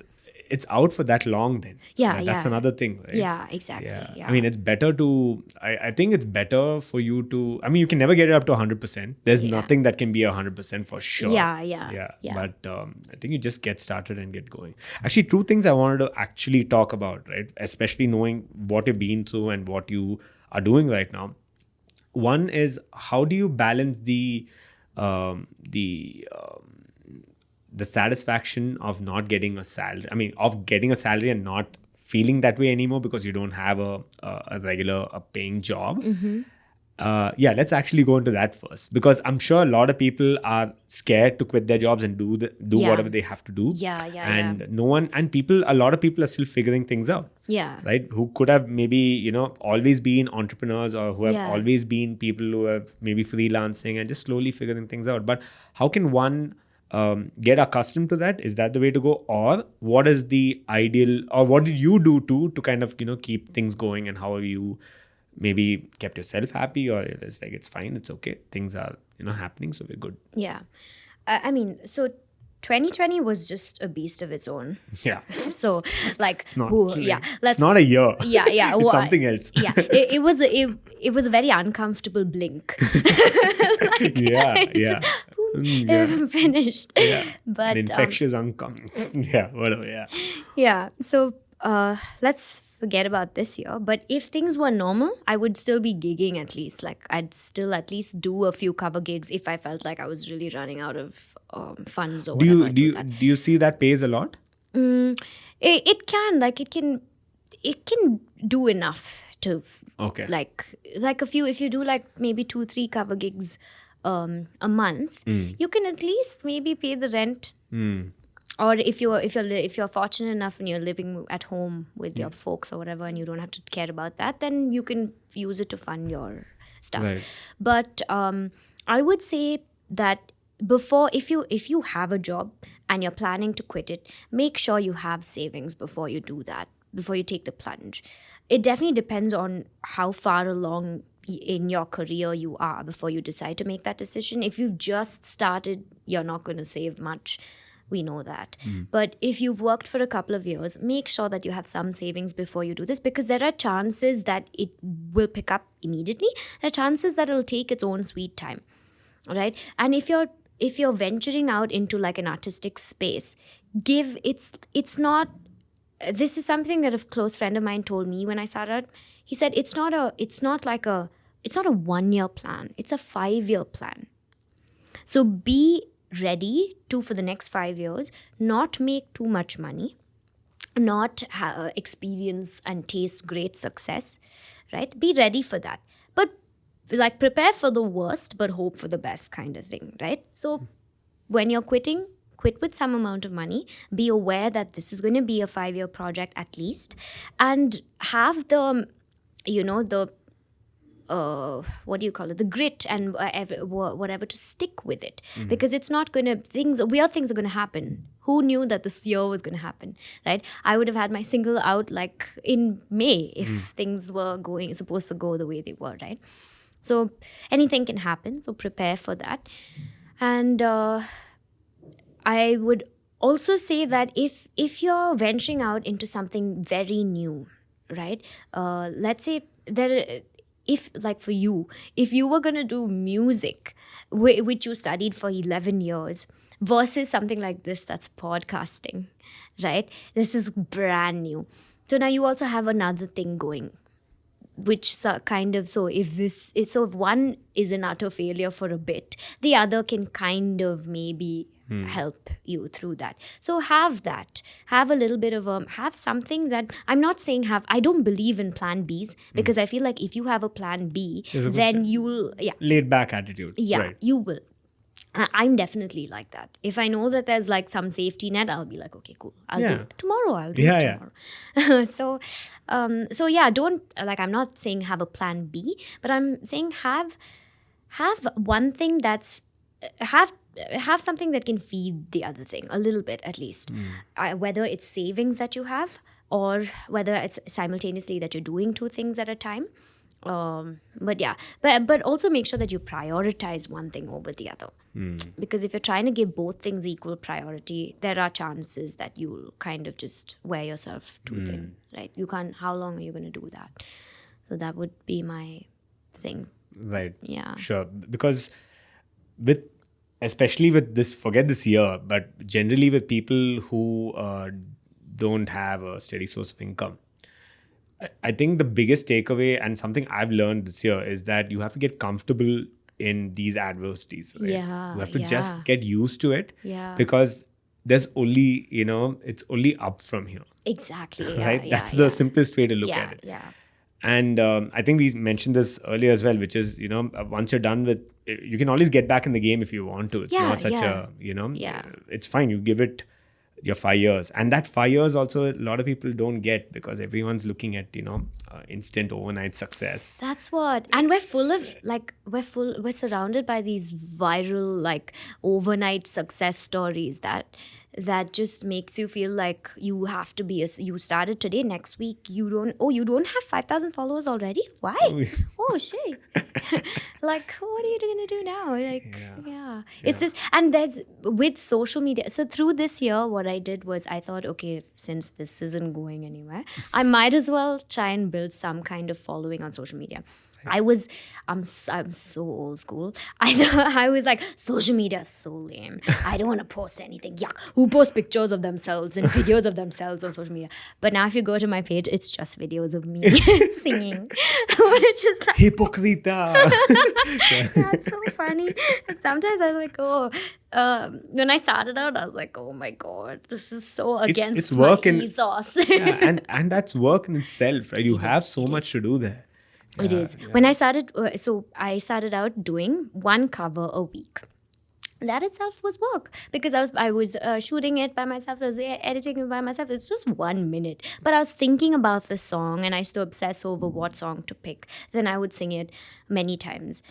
Then I would record it and whatever, the whole thing. And I enjoyed that process. It became work, like you said. That itself was work. So it became that I developed that interest through this, and I also really, really faced a lot of my like fears of being in front of a camera, and just, even if it's my own camera that I place, nobody's behind that. There is that. Dude, it's crazy. I mean, it's weird, it's right? so. And inhuman. you're like, is that how I look? Yeah, it's so inhuman to talk to a lens, right? Yeah. And it's like, I'm examining myself. I'm like, is something kind of lopsided? Like, what am I doing? Is that how I sound? And that, especially when you record your voice and you listen to it, right? I mean, talk about recording your voice. Yeah. It's yuck. How can I? Oh man! So I follow a couple of podcasts, obviously, and some of these guys have this whole wing it attitude, which is just get down here and they just have a conversation, Flow, and a conversation with the camera, like I'm talking about a solo podcaster, what? there's no script, or they have a very basic outline, get, from the beginning to the end, like a one shot. Substance, bro. Yeah, that's Substances help. crazy. Yeah. No, not that substance. And Other yeah. kinds. I'm wondering which substance are you talking No. Not substance. Let us know in the comments which substance you're talking about. Which one do you think it is? Yeah. What do you think? Subscribe, follow, share. Yeah. No, but so I tried doing that. Utter failure, because first of all, I've never done this. Okay, I've never spoken to the damn cam. It's so awkward. The damn cam. Oh yeah. Such a poet. Huh. And it was so awkward, and I just couldn't do it. So the last episode, I think the one that How did you feel when you watched yourself? oh man, it was so I spoke about that here. So we had the first episode shot here, which was just me talking to the cam, talking about what this collaboration's about, how we moved here, and all of these things. And I tried to wing it. I tried to do that whole thing. Failed. I mean, to some extent. Initially, I was just like trying whatever I could. And I spoke about the first two episodes, again, was a solo episode where it was just me talking on the channel, on the podcast and all that. And that's done the best till date, which is so funny. I've edited it. Maybe it doesn't look that great because I was learning how to video edit and all of that. Yeah. And it sounded okay. And I stitched it together, and I wasn't too confident. It could either be the title or the way, maybe people wanted to see something that was a little shorter. I don't know what it is, honestly, but it did well. And I kept thinking, this is not good to put out there. And I did. And it turned out to be, What did the best? Yeah. But what I noticed was when I was shooting this, towards this latter half of me shooting this latest episode here, I just got into the rhythm. And then I got in one take. I got like about 20-25 minutes of me just talking, which is just, I was like blown away. I was like, what the hell? It is still a little edited here and there. But that's just because, we don't want to. Yeah, I don't want to kind of, make people listen to maybe everything, if that makes sense. But it was like I was conversing. So what I realized is it takes time. All of these things. Yeah. Everything takes time. Yeah. Everyone's expecting, like everyone wants to either become manager overnight. Yeah. Or that's like that corporate, that ladder. Yeah. Or they want to be successful and really, make it as whatever it is, an artist, a player, or whatever, right? Yeah. But all of this stuff It takes so much work. Yeah, and it's work, exactly. Yeah. And it's like, I'm finding that it's the most of the work is just, it's not like, yes, of course, it's going out there and putting yourself out there and telling people that you exist and doing all of that and putting work out there.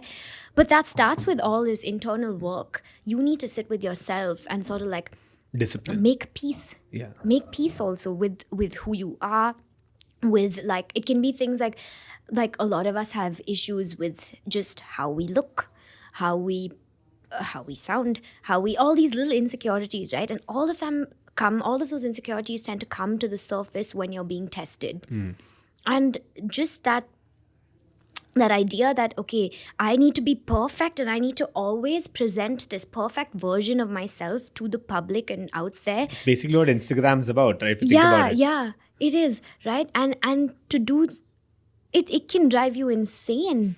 Yeah. Because like there was this one song, which is, I think for me, that was the one song that I thought like I did the worst, but I forced myself to put it out there. And the reason I did that was I did 3,600 takes of that 1 minute song. Wow. Okay. And still you felt it wasn't up to the mark. Yeah, like a maniac. I obsessed over it, and it is a song for an insignificant post on Instagram that nobody cares about, okay? But I obsessed over it. And it's still there on my page. I refuse to take it down.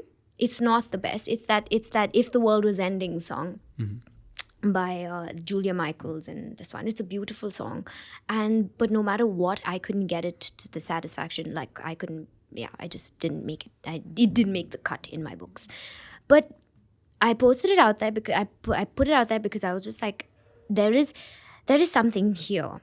This is coming from a deep insecurity, right? I am so afraid of showing my imperfections that I'm coming in my own way. I'm stopping myself from making progress. And unless I get this out of my system and post this and get it over with, it's not going to end. I just need to do Just need that. to face it. Yeah. I posted it. And then 2 minutes later, I was back recording another take. And I was like, oh my God, this is bordering What? on like insanity, right? I was up till 6 a.m. recording this for the 3600th time. I posted it and now you're recording it again. And I was like, whoa, you freak. Stop. Get me out of this suit. It was insane.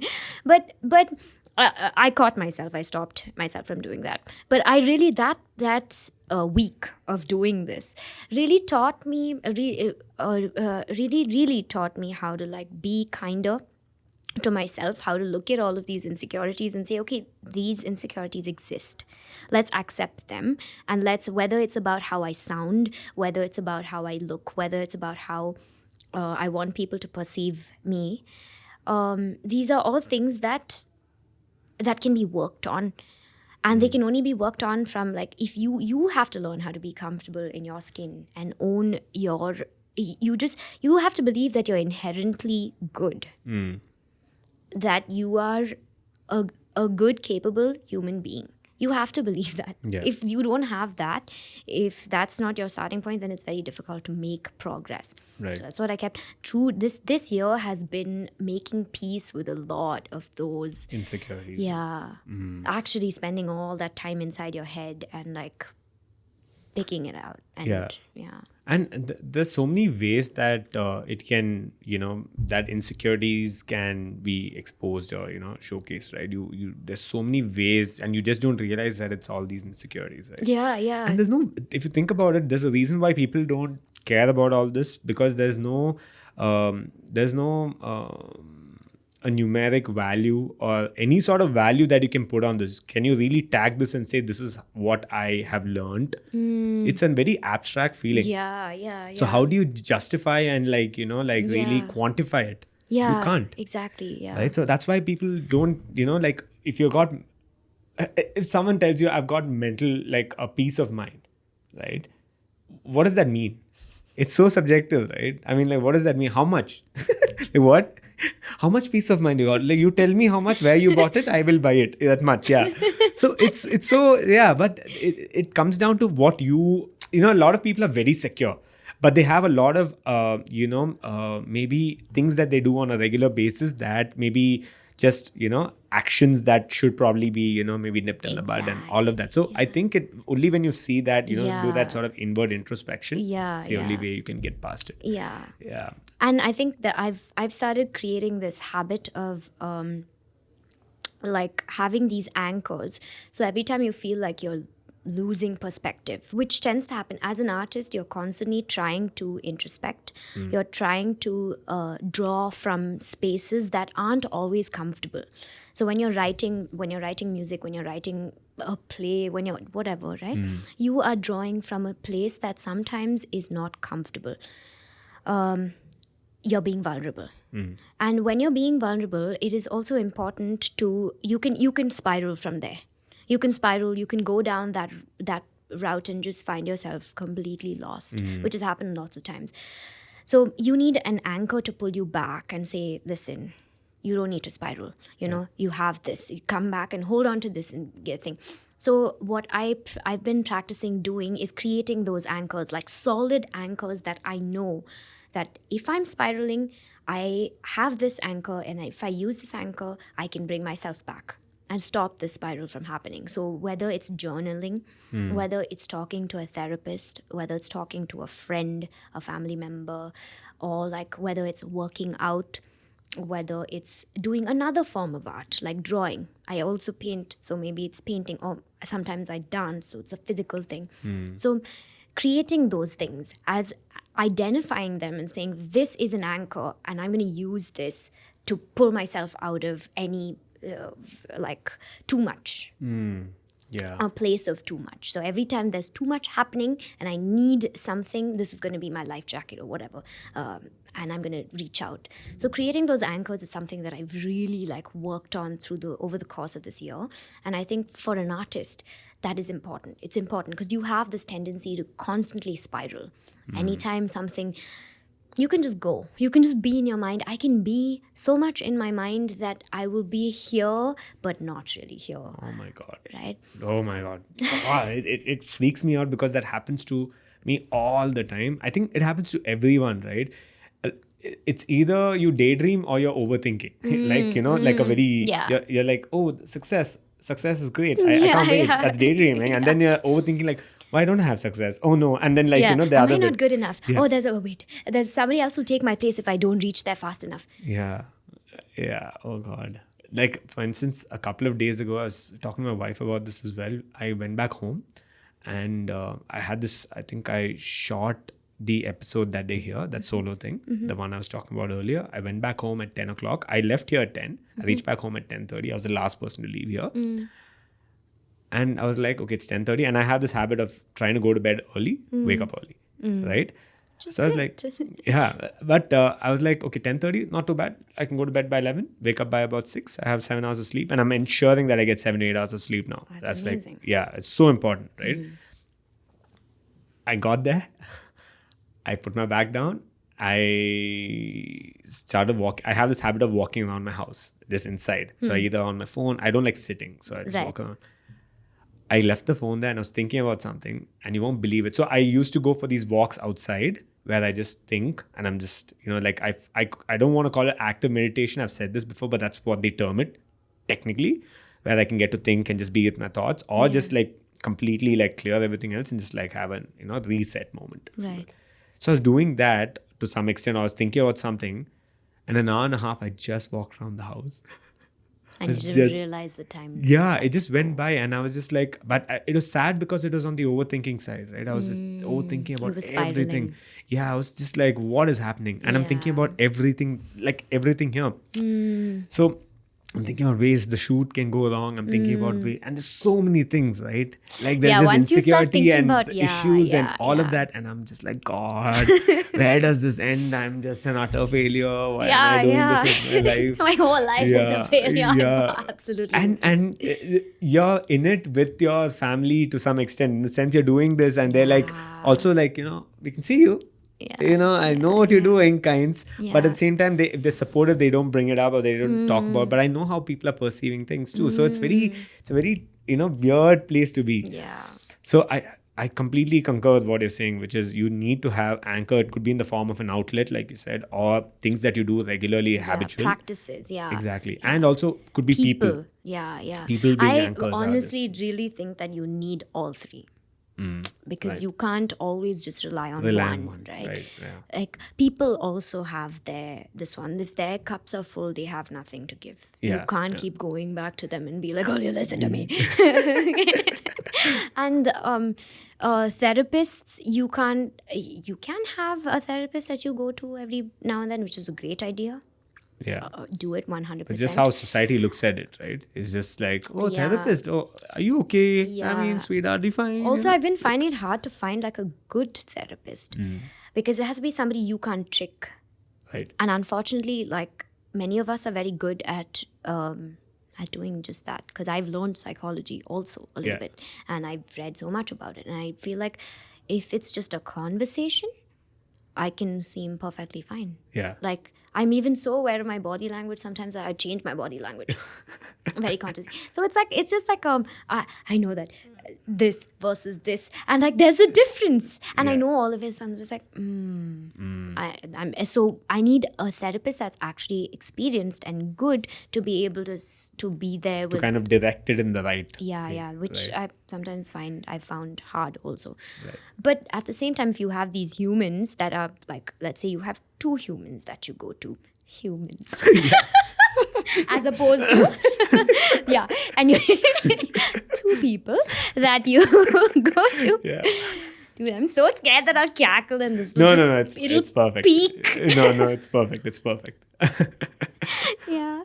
So yeah, these two people that let's say you have 2 or 3 people in your inner circle that you reach out to, and then you also have like a practice that you've built, like working out every day or meditating every day, which is a good practice to have, and then you have another outlet. So like this as a package, having these anchors, I think I really feel like everyone should do it, because I've benefited so much from creating those anchors consciously. And it's subjective, right? As in, you have to find your Your anchors. own thing. Yeah, that's the thing. And it's this, even about journeys, right? Like our life journeys, and like it's this idea that society sort of tells you that the earlier you succeed in your life, the better you are. Yeah, that's it. Okay, Yeah. there's nothing. Yeah. You're 13 years old and you're a pianist and you've played on the biggest stages. You are a success. But you're 40 years old and now you've made a platinum album. Not so much. That's at least that's what's going on in my head, right? And I feel like that's probably what's going on in many people's minds, right? If you're so the earlier that you make it, the better you are. So with that idea, we're trying to constantly create and like fabricate these like sort of just change our journeys around and like try to design them for quickest successes, right? And that's not going to happen. Like a lot sadly, an element of success is also like luck plays a huge role. Luck, or whatever, call it, like that concurrence between like everything, like opportunity and hard work itself. and everything, right? Yeah. So we're not all going to be super lucky right away and just hit it big time immediately. Yeah. So you have to kind of just, you have to understand that this is your journey. Your journey is special. It's your story and you get to tell it. Like it's this beautiful, colorful tapestry that you get to make. It's yours. Don't compare it. But no matter how much people tell you not to compare it, Instagram, Facebook, Our minds. Right? Our minds. Oh God. Yeah. Have you ever like gone into like this All the time. You don't even need to finish that statement. I'm telling you all the time. But yeah. It's just this rabbit hole of like comparison. A lot of times I'm just like, oh no, this person is 17 years old. They put out music. They are multi like millionaires already. Yeah. And look at me. At 17, I was trying to slack off. What was I doing? Right? It was not that. It was just, but our circumstances were different. We didn't have social media the way we were. Our perceptions of social media were different. Everything was different, right? How can you compare? It's not even fair to do that. But I think a lot of us are victims of that comparison. Like we're just constantly doing that, and like so it's important. It's important you create your anchors. You don't. Yeah. I'm telling myself this. I should go home and think about it somehow. Then go and listen to this over and over again. Listen Just, this. oh yeah, no, good now. It's recorded. Play it in loop. Yeah. But the second question I wanted to ask you was how would a person, an artist like you, would be able to market yourself? Right. But I think you answered that in the sense, how social media and all of that. So yeah. I think this is a good place for us to wind up. So one thing I ask of all our guests, and this was a great conversation. So I think you've thrown in a lot of tidbits and gyans, if you will, right? But if you had to put out one last message for our folks, what would that be? And to put you on the spot, it better be freaking good. No, just like no. Oh, no. Yeah. I'm shaking in my boots. I wore boots so that I can say that. Shaking in boots? Yeah. Well, I think I would say respect your journey. Like, identify that your journey is your own and respect that. Give yourself the time you need and create an environment. If you haven't been given the environment to bloom, create an environment for yourself in which you can bloom. And the only way you can do that is by taking a step back, looking at your journey and seeing and not making excuses for why you didn't do what when, but just seeing things for what they are. My dad always says, don't judge your past self based on your current intelligence and like your knowledge right now, which is fair. Don't pass judgments on that younger version of yourself, right? So you're the smartest you are right now. Yes, exactly. So just respect your journey and and allow yourself to bloom instead of pressurizing yourself and making that. Perfect. Yeah. Awesome. And if people have to find you online, where can we send them? Anjali Sankaran, Instagram. Yeah, so my artist name is Anjali, but I just dropped the A. So it's anj.li. Oh, So okay. you can just type that out on Instagram, and I will be around. And watch out, look out for my new single, my latest single. It's gonna be out soon. And then we'll soon see you at Madison Square, Sure. Hebbal, and New York. I mean, yeah. Cool, dude. At Manhattan. Okay. Thanks a lot for Thank making some you. time and coming down. Yeah, this is Yeah, great. thanks for having me. I had so much fun. And I hope you like the coffee too. Yeah, it's amazing. My Awesome. head is doing little blitzing. Cool. Great. Thanks a lot. Thank you. That was episode 19. How do you like it? I don't know why I keep asking these rhetorical questions, considering you can't really answer me back. Or maybe you can. You can let me know email or Instagram. I'd love to hear from you. While you're at it, we're also taking questions, which we'll answer on the show. So consider dropping us a question, either on the personal development front or anything that you had with your career, education, or anything in life in general. And either I or the guests will get around to answering it and probably in some small way or the other help you out on that. By the way, if you are enjoying the show so far, there are a couple of things that you can do to support the show, and it only takes a few seconds. You could either leave a rating and a review on Apple Podcasts. It's a simple way to get the word out there, and if someone finds the show, it gives them the reassurance that this show is worth their time and it's something that could be beneficial to them. If not that, you could just let your near and dear ones, your friends or family members know of the show. Believe it's something that could or potentially help them in their journey too. Consider doing that. If not any of this and you don't want to go outside using your mobile phone, then what you can simply do is just share the episode or the show over WhatsApp stories. And considering most people have WhatsApp these days, it's a very easy way to get a clickable link in front of others. Yeah, I guess that's pretty much it. All right, I'll see you guys in the next one. Cheers, bye-bye.